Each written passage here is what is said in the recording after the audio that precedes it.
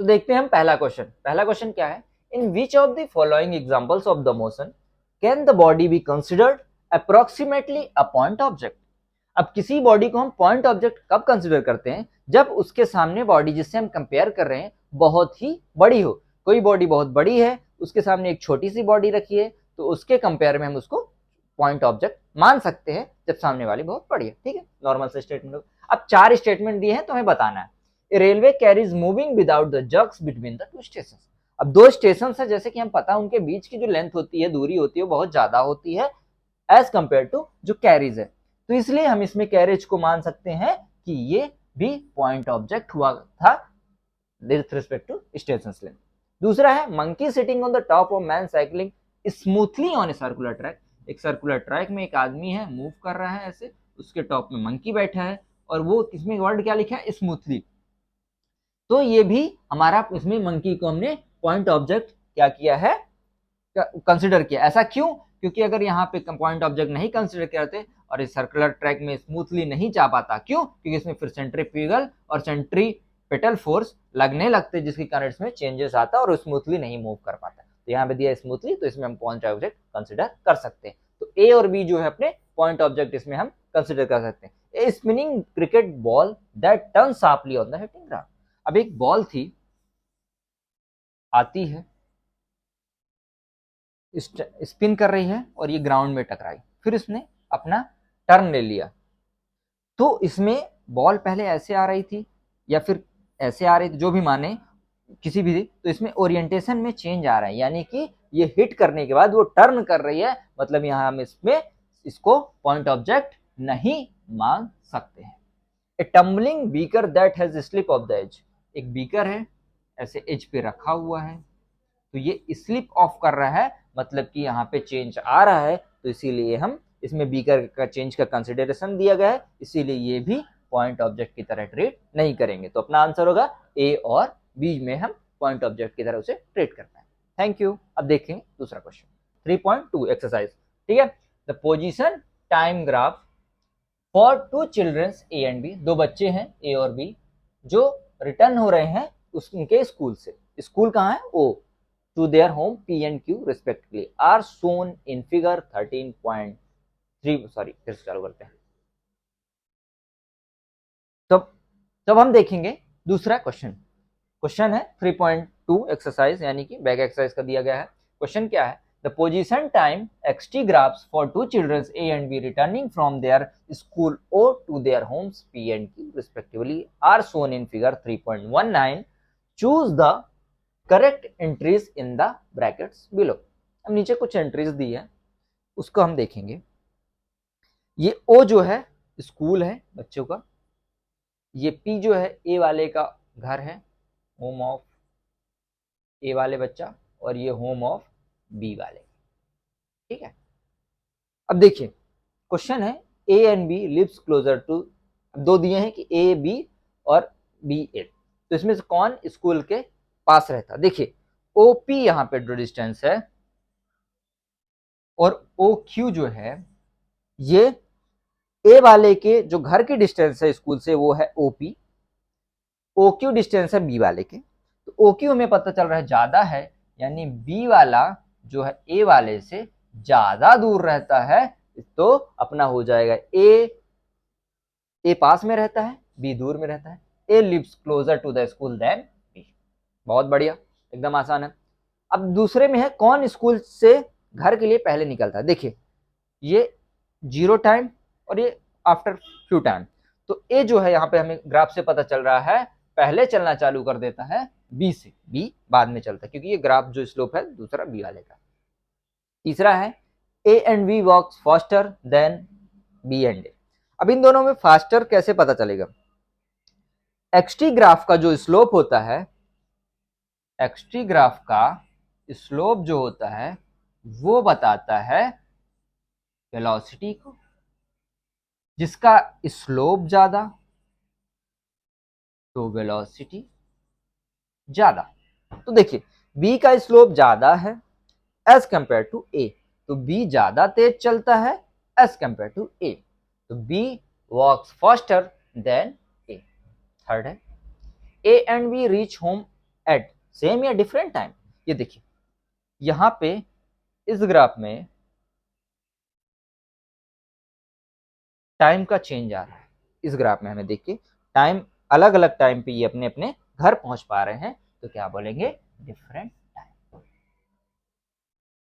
Last fifth question है A and B overtakes. अब कौन किसको ओवरटेक कर, ओवरटेक कंडीशन यानी कि इनके पाथ क्रॉस हो, तो एक ही पॉइंट ऐसा मिल रहा है जहां पे इन दोनों का पाथ जो है क्रॉस हो रहा है। तो ये ए चल रहा था, ये बी चल रहा था, बी बाद में चालू किया, इसीलिए क्या बोलेंगे, B overtakes A on the road once. एक बार ये इसको क्रॉप करते हैं। देखने वाले हम 3.3 एक्सरसाइज का 3.3 क्वेश्चन। ठीक है, अपना क्वेश्चन क्या है, a women starts from her home at 9 AM, 9 बजे वो अपने घर से निकलती है, walks with speed 5 kilometre per hour on a straight road up to her office 2.5 kilometre away.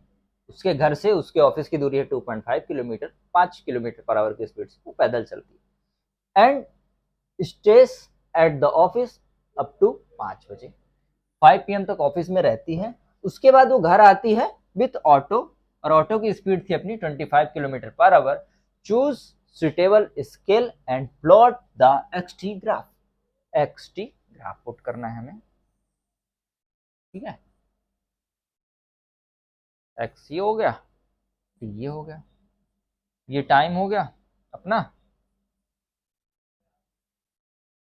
और ये हो गया इन किलोमीटर स्केल लिख देते हैं।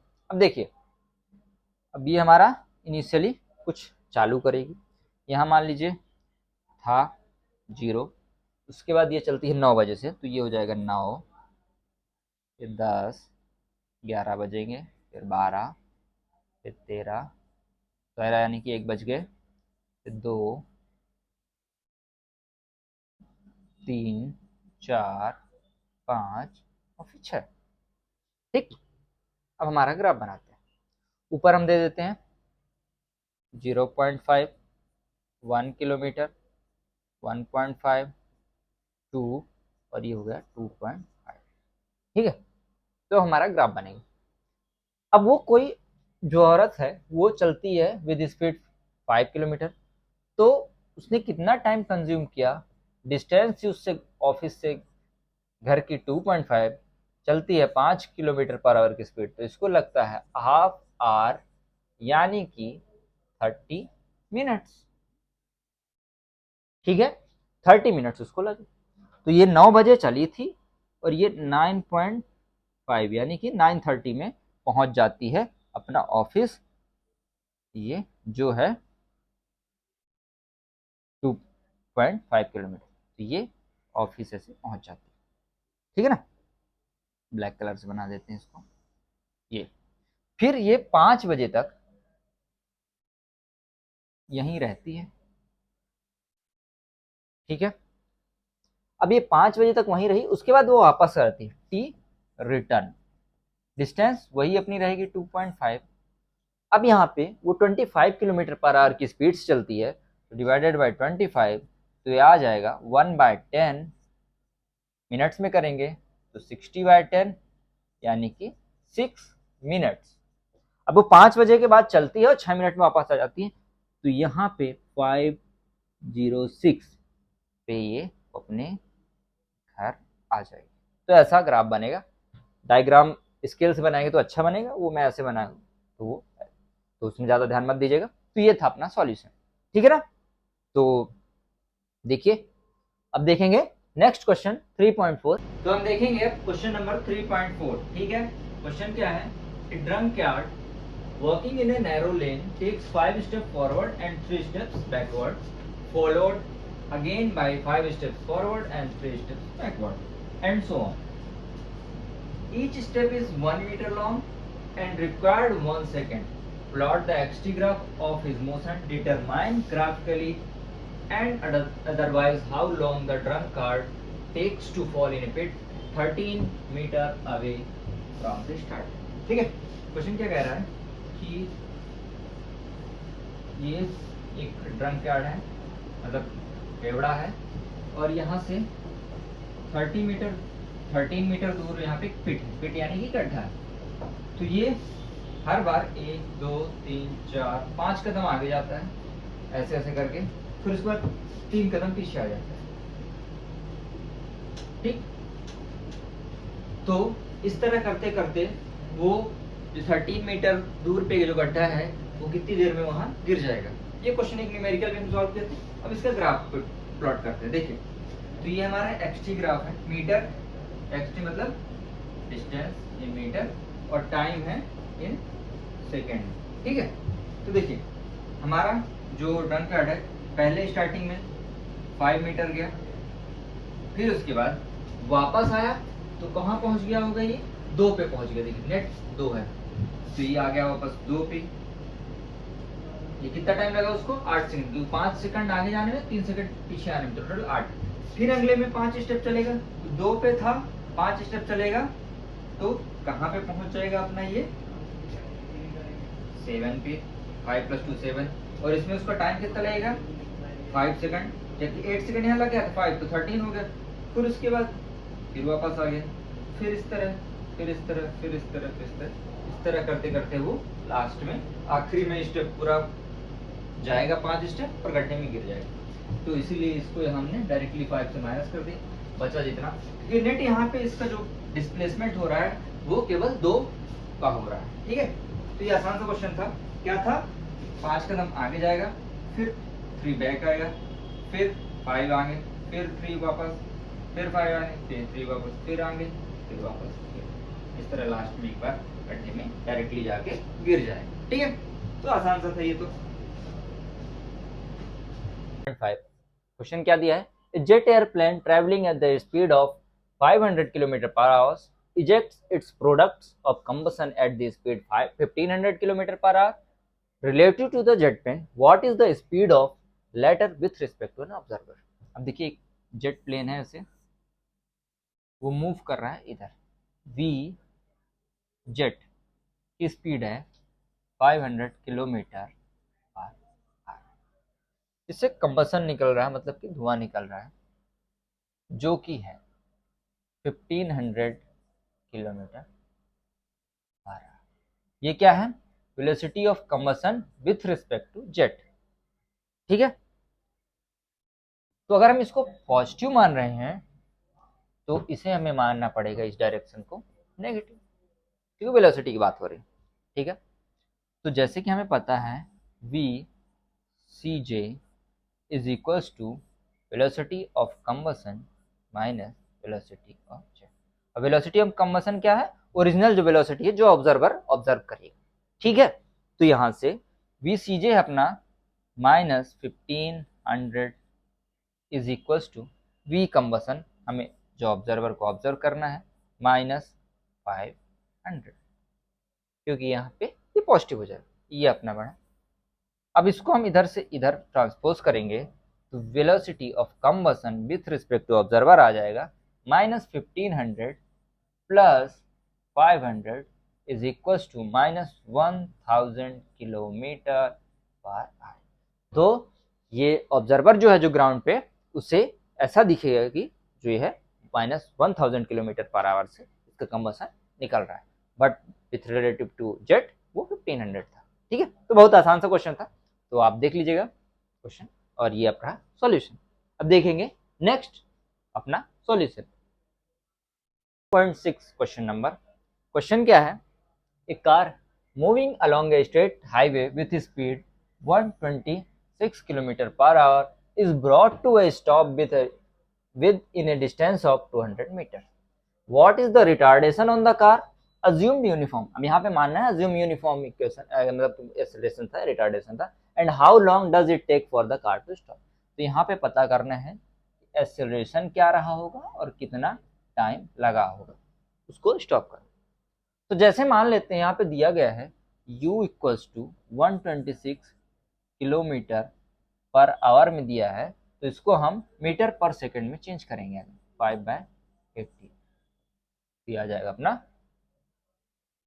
7, तो 35 मीटर पर सेकंड। ठीक है, तो ये हो गया अपना 35 मीटर पर सेकंड। अब इसमें क्या दिया है, u 35 मीटर पर सेकंड था। अब यहाँ कंडीशन दिया है कि रिटार्डेशन हमने किया, रिटार्ड किया उसकी स्पीड, तो फाइनली उसकी वेलोसिटी जो हो जाएगी वो 0 हो जाएगी। स्वाभाविक सी बात है, ब्रेकिंग करते करते वो उसकी फाइनल वेलोसिटी 0 आ जाएगी, मतलब वो रेस्ट पे हो जाएगी। अब हमें निकालना है यहाँ पे डिस्टेंस। डिस्टेंस निकालने के लिए हमें यूज करना पड़ेगा इक्वेशन ऑफ मोशन में थर्ड इक्वेशन यूज करेंगे, v square is equal to u square plus 2 into a into S.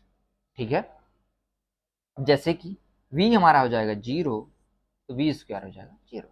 You square अपना 35 का स्क्वायर प्लस 2 इंटू एक्सेलरेशन हमें पता करना है, एस दिया अपना 200 मीटर। बहुत बढ़िया। अब इसको हम इधर भेज देंगे, तो ये आ जाएगा -35 इंटू 35 यानी कि 35 का स्क्वायर डिवाइडेड बाय 2 इंटू 200। ये किसके बराबर होगा, एक्सेलरेशन। एक्सेलरेशन नेगेटिव में आ रहा है यानी कि हमारा रिटार्डेशन। ठीक है, इसको सॉल्व करेंगे तो 35 इंटू 35 आ जाएगा अपना 1225 डिवाइडेड बाय 400, माइनस में है, सॉल्व करेंगे 306 डिवाइडेड बाय 100, 4 से कट करेंगे तो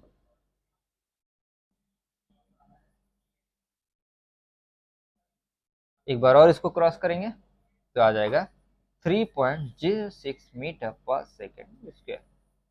तो हमारा एक्सेलरेशन ऑफ द सिस्टम आ जाएगा, या फिर रिटार्डेशन जो है वो था अपना 3.06। अब कितना टाइम लगा, टाइम के लिए हम यूज करेंगे first equation, v is equals to u plus a t. V 0, u अपना दिया है कितना 35, ए हमें निकालना है, टाइम हमारा कितना आ गया है, सॉरी एक्सेलरेशन दे दिया है 3.06 और टाइम अपना निकालना है। इसको सॉल्व करेंगे तो ये आ जाएगा 35 उधर जाएगा, -35 डिवाइडेड बाय -3.06, तो ये लगभग आ जाएगा 311 के आसपास।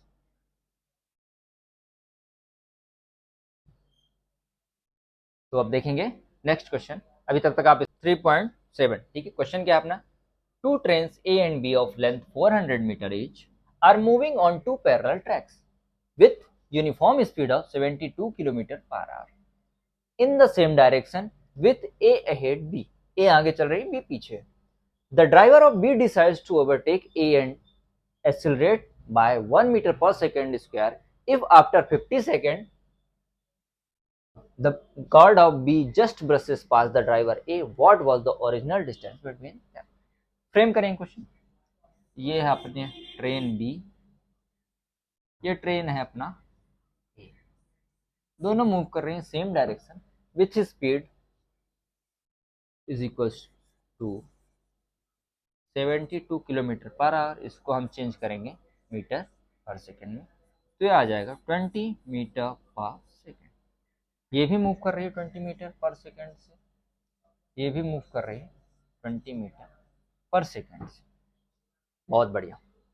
अब क्या होता है, इसका ड्राइवर अब इसको चाहता है कि ओवरटेक करे, तो ट्रेन के जैसे हमें पता आगे ड्राइवर होता है और पीछे होता है अपना गार्ड। आगे ड्राइवर, पीछे बैठता गार्ड। इसका ये गार्ड हो गया, ये हो गया ड्राइवर। तो ये चलते चलते चलते चलते अब यहाँ से एक्सेलरेट करके इसका ये आगे चला जाएगा। ऐसी कंडीशन बनेगी बाद में, ए वाला ऐसे रह जाएगा, इसका ड्राइवर, ये बी वाले का ये गार्ड, ये ड्राइवर, और इसका गार्ड, ये ड्राइवर। ये हो गया अपना बी, ये हो गया ए। ऐसे इस कंडीशन में है कि 50 सेकंड बाद ये कंडीशन हो जाती है।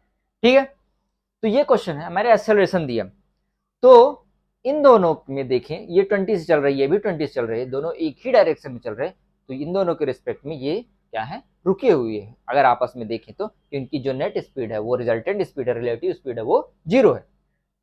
तो क्या ले लेंगे, u इक्वल्स टू 0। ए हमें दिया है 1 मीटर पर सेकेंड स्क्वायर और टाइम दिया है 50। एस निकालेंगे यहां से, s equals to u t plus half A t का स्क्वायर। u जीरो है क्योंकि रिलेटिव जीरो है तो ये जीरो हो जाएगा, s इक्वल्स टू आ जाएगा हाफ a हो गया 1 और t स्क्वायर यानी 50 का स्क्वायर, 50/50 कट करें तो ये आ जाएगा 25, तो ये आ जाएगा अपना आंसर 1250 मीटर। अभी ये क्या है, इसके ड्राइवर ने गार्ड के यहां तक आने में कितना डिस्टेंस ट्रेवल किया, 1250, ठीक है।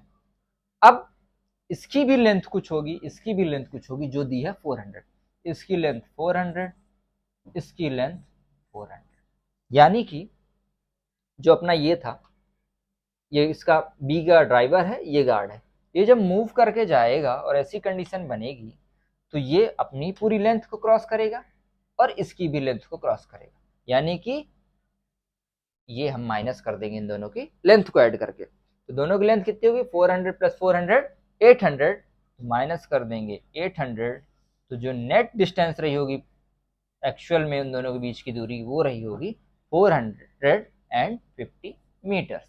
तो ये था आंसर, बहुत आसान था। हमने पहले चेंज किया मीटर पर सेकंड में, फिर इन दोनों की रिलेटिव स्पीड जो है वो जीरो है क्योंकि दोनों 20 मीटर पर सेकंड की स्पीड से चल रही हैं, तो यू रिलेटिव हमने जीरो ले लिया। इक्वेशन ऑफ मोशन में सेकंड इक्वेशन लगाई s = ut + हाफ इट इसके, तो हमारे डिस्टेंस आ गई 1250, जो इसके जो है गार्ड ने ट्रेवल किया उसके ड्राइवर को ओवरटेक करने के लिए। अब ये अपनी पूरी लेंथ और इसकी भी पूरी लेंथ ट्रेवल करेगा तभी ना जाके आगे बढ़ पाएगा, तो ये हमारा दोनों की लेंथ को हमने ऐड किया और माइनस कर दिया, तो 400 + 400 800 हुआ, ट्रेवल किया था 1250, तो -800, दोनों की लेंथ, तो ओरिजिनल लेंथ रही होगी इसके बीच में 450 मीटर। तो यही है, अब नोट कर लीजिए आप। Number 3.8, on A 2-lane road car A is traveling with speed of 36 km/h, two cars B and C approach car A in opposite direction with a speed of 54 km/h each. At a certain instant, when the distance AB is equals to AC, both being 1 km, B decides to overtake A before C does. What minimum acceleration of car B is required to avoid accident? देखो ये question दिया, अब इसको हम पहले बनाते हैं कि दिया क्या, कहना क्या चाहता है। क्वेश्चन दिया है कि ये B कार है, यहाँ पे कार A है और ये कार C है, ये B, ये A और ये कार C। अब ये दिया है कि B और C एक दूसरे के अपोजिट जा रहे हैं और A टुवर्ड्स C जा रहे हैं, और इसकी जो स्पीड दी अपनी कार A की 36 km/h दी है, तो इसको हम मीटर पर सेकंड में चेंज कर लेंगे, तो मल्टीप्लाई बाई 5/18, तो ये आ जाएगा अपना 10 मीटर पर सेकंड। B और C की दी है 54 km/h, तो इसको भी मीटर पर सेकंड में चेंज कर लेंगे, तो ये आ जाएगा 5/18, तो ये आ जाता है अपना 15 मीटर पर सेकंड। ये भी 15 मीटर पर सेकंड हो गया, ठीक है, एकदम आसान सा है। ये 15 मीटर पर सेकंड से A की तरफ जा रही है, C भी 15 मीटर पर सेकंड से A की तरफ आ रहा है, और A जो है वो 10 मीटर पर सेकंड से C की तरफ जा रहा है। अब एक ऐसा इंस्टेंट बताया है जहां पे AB और AC डिस्टेंस जो है दोनों बराबर हैं और 1 किलोमीटर के लगभग है, ये दिया है कुछ 1 किलोमीटर, 1 किलोमीटर यानी कि 1000 मीटर है ये डिस्टेंस। अब हम देखेंगे B, A और C, ये केस बन गया। अब एक ऐसा इंस्टेंट बताया जिसमें कि 1000 मीटर डिस्टेंस है इन दोनों की। अब A और C की रिलेटिव स्पीड जो है वो क्या है, 15 + 10, A भी C की तरफ जा रहा है, C भी उधर उसकी तरफ आ रहा है, मतलब कि इनकी रिलेटिव स्पीड क्या है, बढ़ जाएगी, तो V A with respect to C कितनी हो जाएगी, 15 + 10 यानी कि 25 मीटर पर सेकंड। क्योंकि हम डेली लाइफ में देखते हैं एक ऐसे जा रही है कार, एक इधर से आ रही है अपोजिट डायरेक्शन में, तो अगर इन दोनों को मीट करना है तो इन दोनों की स्पीड को हम ऐड कर देते हैं ताकि कितना जल्दी लगेगा, कि ये भी इधर जा रहा है, ये भी इधर जा रहा है, तो भी रिलेटिव क्या हो जाएगा, दोनों का ऐड हो जाएगा।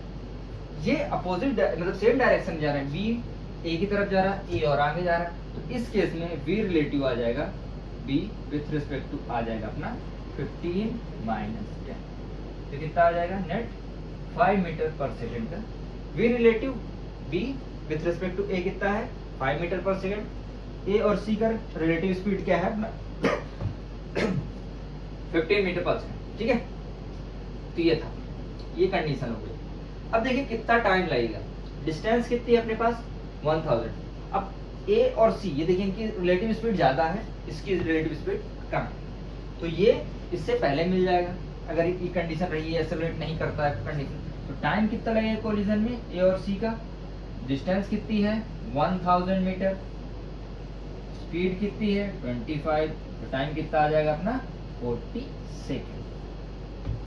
तो ये ए और जो सी कार है ये 40 सेकेंड बाद एक दूसरे से टकरा जाएंगे, मतलब एक्सीडेंट हो जाएगा। और इसी एक्सीडेंट को होने से पहले इसे ओवरटेक करना है, तो ये कुछ स्पीड से एक्सेलरेट करेगी, तभी ये ए को ओवरटेक कर पाएगी।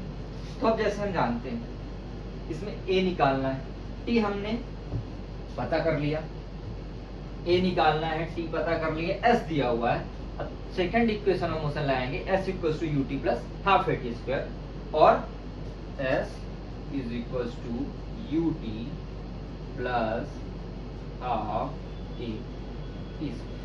इसमें u कौन सा लेंगे, ये relative speed of b with respect to a, ठीक है।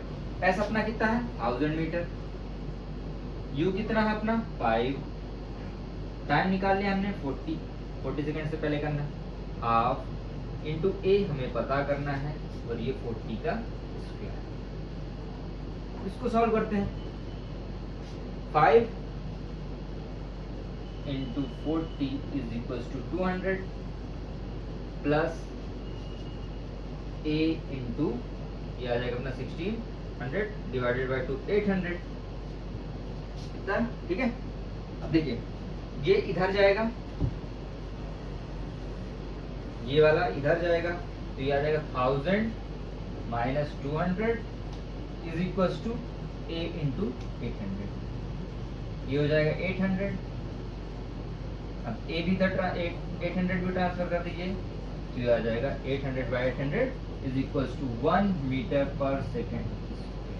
तो इसमें बी कार को 1 मीटर पर सेकेंड स्क्वायर से एक्सेलरेट करना पड़ेगा, ताकि वो उसके एक्सीडेंट होने से पहले इसको ओवरटेक कर पाए, ठीक है। समझ में एकदम आसान था, ये हमने बेसिक सी कंडीशन रही। मेन इसमें रिलेटिव स्पीड हमें कंसीडर करना था, कि रिलेटिव स्पीड देखना था, रिलेटिव स्पीड से हमें टाइम निकल आएगा, और टाइम निकलने के बाद उसको हम इक्वेशन में पुट कर देंगे सेकंड में, और हमें बाकी चीज दी है, तो acceleration of the B car निकल आएगा, ठीक है। अब देखते हैं, स्टॉप करके आप इसको नोट कर लीजिए। 3.9 क्वेश्चन क्या है, two towns A and B are connected by a regular bus service with a bus leaving in either direction every t minute. A man cycling with speed 20 km per hour in the direction A to B notices that a bus goes past every 18 minutes in the direction of his motion and every 6 minutes in the opposite direction. What is the period t of the bus service and with what speed do the buses fly? ठीक है, simple सी बात है कि इसमें ये लिखा है कि दो टाउन है, एक ए टाउन है, दूसरा बी टाउन है, ठीक। ए से बस निकल रही है और बी से ए की तरफ बस आ रही है, और हर इसमें जो है हर टी टाइम के बाद बस निकलती है। एक बस निकली, टी टाइम गुजरा, दूसरी बस निकल गई, फिर ऐसे ऐसे करके हर टी टाइम से इधर से भी और इधर से दोनों तरफ से बस जा रही है। तो मान लेते हैं वेलोसिटी ऑफ जो बस है ए से जब बी की तरफ जा रही है, जब बी से ए की तरफ जा रही है, वेलोसिटी ऑफ बस मान लेते हैं वीवी, ठीक है। यहाँ पे एक आदमी है जो साइकिल से जा रहा है, और ये आदमी की जो स्पीड है हम इसको मान लेते हैं वीसी, और जो कि अपनी दी हुई है 20 किलोमीटर पर आवर, ठीक है। अब ये आदमी जब इधर जाता है तो हर 18 मिनट बाद इसी के सेम डायरेक्शन में, मतलब ए से बी वाली जो बस जाती है इसको हर 18 मिनट बाद क्रॉस करती है। बी से ए की तरफ जो बस आती है वो इसको हर 6 मिनट बाद मिलती है, ठीक है। तो अगर ये हर बस बी से बी वेलोसिटी से जा रही वी से जा रही हैं और हर टी मिनट बाद निकल रही हैं, तो इन दोनों बस के बीच की जो डिस्टेंस है वो कितनी हो जाएगी, लेंथ क्या हो जाएगी, वी इंटू टाइम। मिनट में दिया है तो इसको आवर में कन्वर्ट कर लेंगे, तो टी बाय 60 से मल्टीप्लाई करते हैं, तो वेलोसिटी इंटू टाइम में आ गया अपना कितनी लेंथ ये बस कवर की होगी दूसरी के निकलने के पहले, या फिर दो बस के बीच में कितनी दूरी रही होगी ये भी कह सकते हैं। ठीक, ये इधर से हुआ। अब जो ए से बी की तरफ बस जा रही है वो उसको आदमी को पहला केस लेते हैं when bus is moving A to B. ठीक, ए से बी जब बस जा रही है तो रिलेटिव स्पीड इन दोनों क्या हो जाएगी, सेम डायरेक्शन में, तो रिलेटिव स्पीड क्या निकलेगी, वी वी माइनस वी सी। तो वेलोसिटी विद रिस्पेक्ट टू कितने टाइम बाद जा रही है, 18/60 मिनट में दिया था इसलिए आवर में कर लिया। वो किसके बराबर होगा, वी इंटू t/60। ठीक है, हर 18 मिनट बाद इसको क्रॉस कर रही है, तो वही सेम। और बस आ रही है, तो देखिए बस के बीच की दूरी जो थी वो हमने कैसे निकाला, वी इंटू t/60। और वही बस की दूरी तो तभी आएगी ना जब हमने इसकी रिलेटिव स्पीड मल्टीप्लाई किया टाइम से। हर 18 मिनट बाद आ रही है, रिलेटिव स्पीड हमने निकाल लिया, टाइम से मल्टीप्लाई किया, तो उतना ही ना बीच में डिस्टेंस हो गया। तो ये हमें एक इक्वेशन मिल गई, पहली इक्वेशन। अब क्या है, जब बस व्हेन बी से ए की तरफ वाली बस जाती है तो कितना लेती है, 6 मिनट लेती है, इसमें 18 मिनट ले रही है। अब रिलेटिव स्पीड क्या हो जाएगी, ये इधर जा रहा है, ये इधर जा रहा है, मतलब अपोजिट डायरेक्शन में, तो रिलेटिव स्पीड में क्या करना पड़ेगा, वी बी प्लस वी सी हो जाएगा, रिलेटिव स्पीड ऐड हो जाएगी, मतलब दोनों की speed V B plus V C into कितने मिनट बाद क्रॉस कर रहे हैं, 6/60, और वही अपना आ गया वी इंटू 2/60। ये हो गई इक्वेशन। अब यहाँ से हम देख सकते हैं इक्वेशन 1 और 2 से वी इंटू t/60 v/60 दोनों कॉमन। जब हम बोलते हैं a equals to B, b equals to C, तो a इक्वल्स टू सी होता है। इसी तरह V minus B C from equation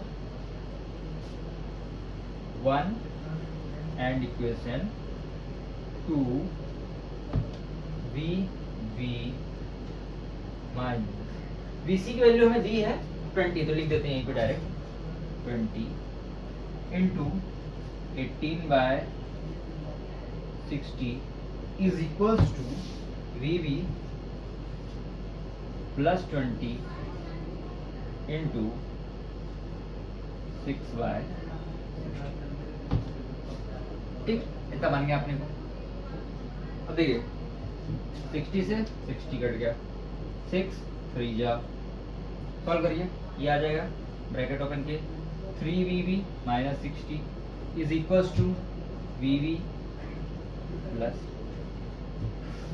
अब ये v इधर जाएगा तो ये हो जाएगा 3 velocity of bus minus velocity of bus is equals to 20 plus 60, तो आ जाएगा 2VV is equals to 80। Velocity of bus कितनी आ जाएगी, 80/2 इज इक्वल्स टू 40 मीटर पर। तो बस की वेलोसिटी क्या है, 40 मीटर पर सेकेंड है। निकाल के हमने इक्वेशन सॉल्व किया। ठीक है, समझ में आपको। अब वेलोसिटी ऑफ बस आ गई और किसी एक इक्वेशन में हम वीवी की वैल्यू पुट कर देंगे, दूसरी वैल्यू अपने आप टी की वैल्यू आ जाएगी। अब मान लेते हैं वीवी हमें आ गई है, अब हम इसको पुट कर देते हैं इक्वेशन नंबर 2 में।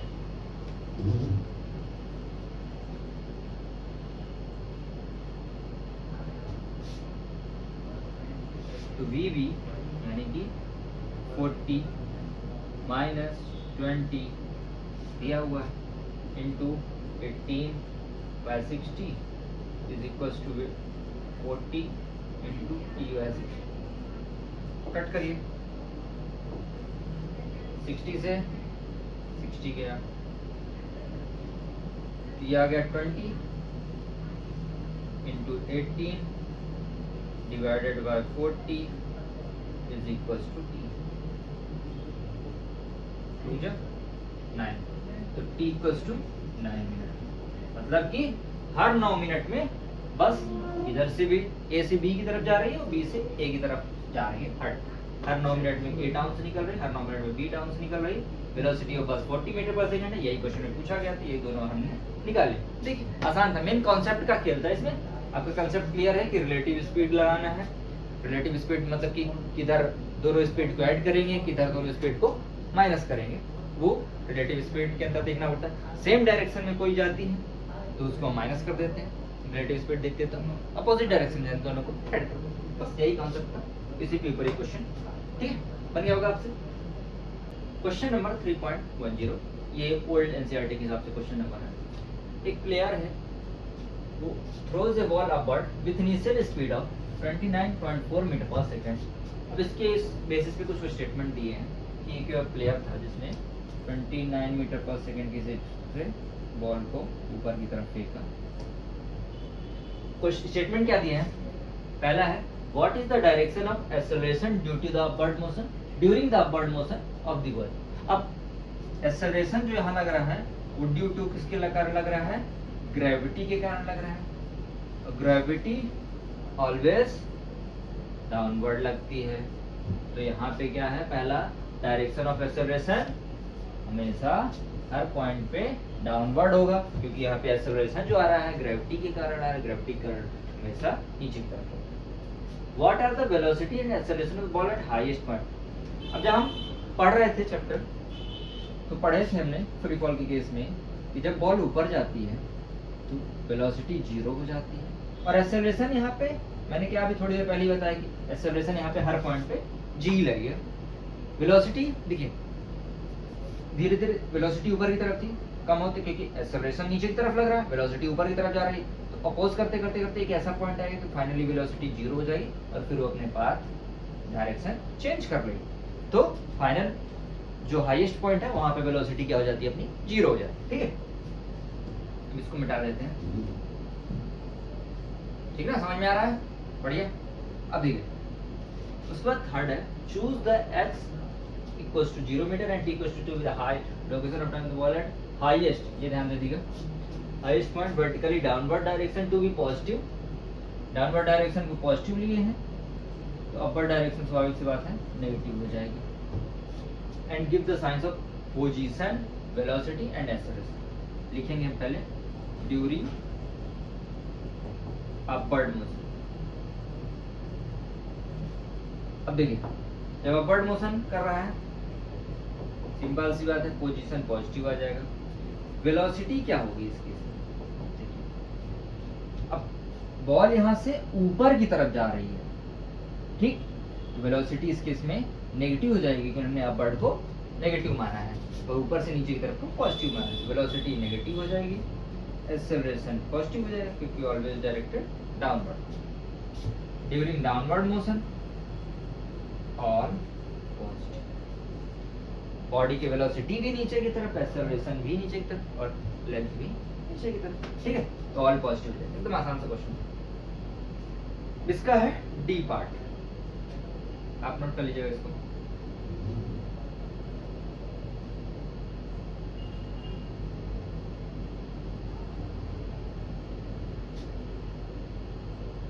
एकदम बढ़िया सा। अब डी पार्ट क्या है? हमने पढ़ा था इसमें कुछ क्वेश्चन की हाईएस्ट पॉइंट पे है what is the rise and after how long does, तो यहाँ पे निकालना है एच। तो एच कैसे निकालते हैं? हमने पढ़ा था directly H equals to u square by 2g। U square यानी 29.4 का स्क्वायर, 29.4 बाय 2 इंटू 9.8। ठीक है, तो इसको सॉल्व किया तो हमारा आंसर आएगा 44.1 मीटर। अब how long the ball return, कितना टाइम ऑफ फ्लाइट पूछा, सिंपल सा t इक्वल्स टू होता है time of flight 2u by g, 2 into 29.4 और g अपना 9.8, कट करिए 3 जा तो 3 इंटू 6, तो टाइम ऑफ फ्लाइट कितना था अपना 6 सेकेंड और मैक्सिमम हाइट 44.1 मीटर। ठीक है, एकदम आसान था, तो बन गया होगा आपसे। ठीक।